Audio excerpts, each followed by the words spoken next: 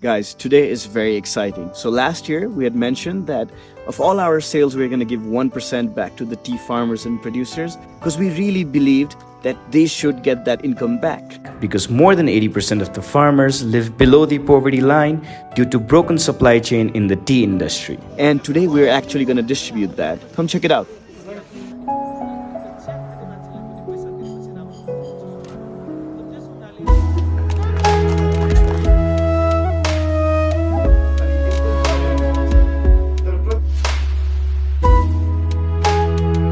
Nepal Tea Collective ले चाहिँ अहिले हामीलाई हौसला स्वरूप नगद चामल तेल वितरण गर्नुभएको छ त्यसको लागि धेरै धेरै धन्यवाद। यहाँ गोजीमा पनि छ।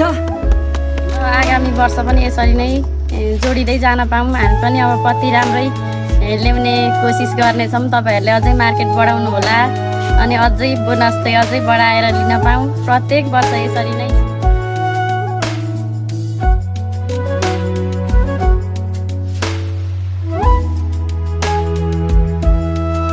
धन्यवाद।